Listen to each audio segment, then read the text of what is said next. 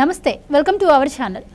గతంలో చంద్రబాబు నాయుడు హయాంలో లోకేష్కి ఐటీ శాఖ మంత్రిగా ఆయన పదవీ బాధ్యతలు చేపట్టారు. ఆయన ఎంత పరిపూర్ణంగా ఆ బాధ్యతను నిర్వర్తించారో మనందరికీ తెలిసిన విషయమే. అందులో భాగంగానే ఈసారి ప్రభుత్వం కొలువు తీరాక కూడా ఆయనకు ఐటీ అలాగే విద్యాశాఖనైతే కేటాయించింది గవర్నమెంట్. మరి అందులో భాగంగానే ఆయన ఇప్పుడు కూడా మరి చాకచక్యంగా కూడా పనులన్నీ పూర్తి చేస్తున్న పరిస్థితి అయితే చూస్తున్నాం. ఇప్పటికే ఆయన మంగళగిరిలో ప్రజా దర్బార్ పేరిట చాలామంది నుంచి వినతి పత్రాలు తీసుకుని వాళ్ళ సమస్యలు కూడా నెరవేర్చేందుకు ఆయన ప్రయత్నం అయితే చేస్తున్నట్టు తెలుస్తుంది. మరి ఇంకా చూసుకుంటే ముందు ఆయన ఎలాంటి ఐటీ పరిశ్రమలు తీసుకురాగలరు, మరి విద్యాశాఖను ఎలా ప్రక్షాళన చేయగలరు, ఇలాంటివన్నీ కూడా తెలుసుకునే ప్రయత్నం చేద్దాం. మన ముందు ఉన్నారు సామాన్యుడు. నమస్కారం. నమస్తే అండి. సో గతంలో లాగే ఈసారి కూడా నారా లోకేష్ గారికి ఐటీ అలాగే విద్యాశాఖని ఇచ్చారు. సో గతంలో ఆయన ఐటీ శాఖ మంత్రిగా ఉన్నప్పుడు ఎంత అభివృద్ధి చెందిందో ఐటీ రంగం మనందరికీ తెలిసిందే. మరి ఇప్పుడు విద్యాశాఖలో ఎంత అవినీతి జరిగిందో మనం చూసాం ఈ 5 ఏళ్ల హయాంలో. మరి ఈ అవినీతిని ఆయన ఎలా ప్రక్షాళన చేయగలుగుతారు, అలాగే ఇప్పుడు ప్రజా దర్బార్ పేరిట కూడా ఆయన అందరికీ వినతి పత్రాలు తెచ్చి ఇస్తూ ఉన్నారు ఆయనకి. మరి సో ఈసారి ఐటీ శాఖ మంత్రిగా ఆయన మార్కు ఎలా చూపించబోతున్నారు అంటే ఏం చెప్తారు?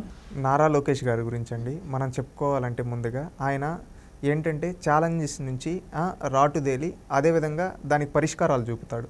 ఆయన గురించి ఆయన జీవితంలో మనం చూస్తే 2014లో రాష్ట్ర విభజన జరిగింది. ఆ రోజు రాజధాని లేదు, రాష్ట్రం మొత్తం మీద చెప్పుకోదగ్గ నగరం లేదు. కానీ ఆ రోజు ఐటీ శాఖ మంత్రి అంటే ఖచ్చితంగా ఎవరైనా వెనకడిగేసేవాళ్ళు. పక్క రాష్ట్రంలో కేటీఆర్ ఉన్నారు, ఎందుకంటే కేటీఆర్తో పోలుస్తాను భయపడేవాళ్ళు. కానీ లోకేష్ గారు ధైర్యంగా ఛాలెంజింగ్గా స్వీకరించారు. ఆ రోజుకి రాష్ట్రంలో చెప్పుకోదగ్గ ఒక్క పరిశ్రమ కూడా లేకపోయినా కానీ లోకేష్ గారు ఐటీ శాఖ మంత్రి అయిన తర్వాత అనేక పరిశ్రమలు మెప్పించి ఒప్పించి ఆంధ్ర రాష్ట్రానికి తీసుకొని వచ్చారు. ఐటీ మినిస్టర్ అంటే ఇలా ఉండాలరా అనే విధంగా తన పనితనంతో చూపించుకున్నాడు. కొంతమంది ఏంటంటే మాటలు బాగా చెప్తారు, చేతల్లో ఏముండదు, షో ఆఫ్ చేసుకుంటారు. కానీ లోకేష్ గారు అలా కాదు, చేతల్లో చూపించాడు, మాటల్లో చెప్పకపోయినా కానీ. ఆ విధంగా ఈరోజు చూసుకుంటే ఆంధ్రప్రదేశ్ రాష్ట్రంలో హెచ్సిఎల్ కావచ్చు, అక్కడ మిలీనియం టవర్స్లో ఐటీ కంపెనీలు కావచ్చు, కియా కావచ్చు, అదేవిధంగా శ్రీ సిటీలో అనేక కంపెనీలు కావచ్చు, జోహో కావచ్చు, ఇలాంటి అనేక కంపెనీలు లోకేష్ గారి నాయకత్వంలో లోకేష్ గారు ఐటీ మినిస్టర్గా ఉండేటప్పుడు ఆ రోజు తొలిసారి ఐటీ మినిస్టర్గా చేసినప్పుడు ఆంధ్రప్రదేశ్ రాష్ట్రానికి తెచ్చారు. ఆ తర్వాత ప్రభుత్వం మారింది. ప్రభుత్వం మారిన తర్వాత ఏమైందంటే టోటల్గా రాష్ట్రంలో పరిశ్రమలన్నింటినీ వెళ్ళగొట్టేశారు. మొత్తం ఈరోజు ఆంధ్రప్రదేశ్ అంటే పరిశ్రమలు భయపడుతూ ఉన్నాయి. ఆ విధంగా చేశారు జగన్మోహన్ రెడ్డి గారి యొక్క పరిపాలనలో. అదేవిధంగా విద్యా వ్యవస్థ గురించి వస్తే వీళ్ళు చెప్తారు విద్యా విప్లవం అని. వీళ్ళు తెచ్చింది విద్యా విప్లవం కాదు, విద్యా సంక్షోభం. ఏ విధంగా అంటే స్కూళ్ళని విలీనం చేసేశారు. మళ్ళీ అదేవిధంగా సిలబస్లు మార్చి ఉపాధ్యాయులకు శిక్షణ ఇవ్వకుండా ఎట్లా పడితే అట్లా చేసి విద్యా వ్యవస్థనే భ్రష్టు పట్టించేశారు. ఎవరు? జగన్మోహన్ రెడ్డి గారి హయాంలో. ఇప్పుడు లోకేష్ గారు మినిస్టర్ అయ్యారు. మినిస్టర్ అయిన తర్వాత ఎవరైనా కానీ ఈజీగా ఉండే శాఖలు తీసుకుంటారు.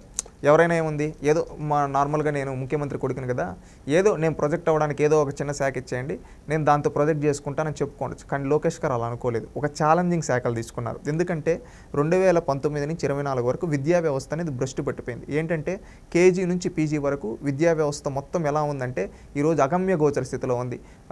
యూనివర్సిటీలు ఏమో రాజకీయాలు చేసి క్వశ్చన్ పేపర్ లీకేజ్లు, అదేవిధంగా ఇంటర్మీడియట్ పేపర్ లీకేజ్లు, అదేవిధంగా 10th క్లాస్ కరెక్ట్ సిలబస్ లేకపోవడం, ఇంటర్మీడియట్కి 2-3 సార్లు ప్యాటర్న్ మార్చడం, 10th క్లాస్కి ప్యాటర్న్లు మార్చడం, ఈ సిలబస్ ఎల్ఈపీ సిలబస్ అని, సిబిఎస్ఈ అని, ఐఈబీ అని ఏమంటే అవి చెప్పి ఏది చెప్పకుండా, అంటే ఉపాధ్యాయులకు శిక్షణ ఇవ్వకుండా అటు విద్యార్థులకి అవగాహన లేకుండా చేసి నాడు నేడు అని చెప్పి రంగులే వేసి ఇన్ఫ్రాస్ట్రక్చర్ మొత్తాన్ని పాడు చేసేశారు.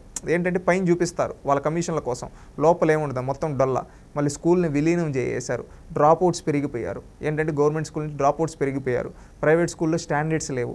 మొత్తం స్టాండర్డ్స్ లేకుండా ఎడ్యుకేషన్ సిస్టమ్ ఎలా అయిపోయిందంటే వాడు పాస్ అయ్యి వస్తే కనీసం వాడి స్కిల్ లేకుండా ఈరోజు నిరుద్యోగం మిగిలిపోయే విధంగా విద్యా వ్యవస్థను భ్రష్టు పట్టించారు. ఎవరు? మన ప్రీతం మాజీ ముఖ్యమంత్రి జగన్మోహన్ రెడ్డి గారు.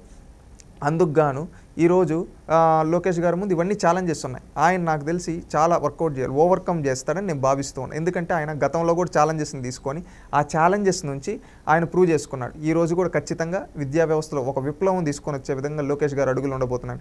ఎందుకంటే ఆల్రెడీ 2-3 సమీక్షా సమావేశాలు నిర్వహించారు.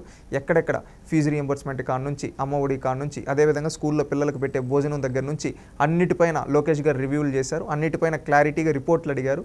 ఖచ్చితంగా అధికారులు రిపోర్ట్ ఇచ్చిన తర్వాత దాని నుంచి నుంచి ఈయన విప్లవాత్మకమైన మార్పులు తీసుకొని వస్తారని భావిస్తున్నాను. ఎందుకంటే ఆల్రెడీ ఈయన ఉన్నతమైన విద్యా సంస్థలో చదివిన వ్యక్తి, స్టాన్ఫర్డ్ లాంటి యూనివర్సిటీలో చదువుకొని వరల్డ్ బ్యాంక్ దగ్గర పనిచేసిన వ్యక్తి కాబట్టి ఈయనకు అనుభవం ఉంది. ఖచ్చితంగా మన ఆంధ్రప్రదేశ్లో కూడా కేజీ నుంచి పీజీ వరకు మొత్తం సిలబస్ని రీవ్రామ్ చేసి అదేవిధంగా స్టాండర్డ్స్ పెంచి ఉపాధ్యాయులను కూడా మంచిగా ట్రైనప్ చేసి ఆల్రెడీ ఇప్పుడు 16,000 పోస్టులకి డిఎస్సి కూడా ఇవ్వడం జరిగింది. వీళ్ళని తీసుకొని వీళ్ళకి కూడా మంచి ట్రైనింగ్ ఇచ్చి ఉపాధ్యాయులకు అందరికీ ట్రైనింగ్ ఇచ్చి విద్యార్థులు డ్రాప్అవుట్స్ తగ్గించి అదేవిధంగా పాస్ పర్సంటేజ్ పెంచి స్కిల్డ్గా ప్రతి ఒక్కరూ ఒక స్కిల్ సెన్సెస్ లాగా చేసి ఎవరికి ఏ స్కిల్ ఉంది దానిపైన ట్రైనప్ చేసి వాళ్ళని ఉన్నత విద్యావంతులుగా అదేవిధంగా వాళ్ళు బయటకు వచ్చిన తర్వాత వాళ్ళ సొంత కాళ్ళపై నిలబడే విధంగా విద్యా వ్యవస్థలో మార్పులు తీసుకొని వస్తారని భావిస్తూ ఉన్నాం. అదేవిధంగా ఐటీ మంత్రిగా గతంలో ఈయన ఐటీ మంత్రిగా చేసిన అనుభవం ఉంది.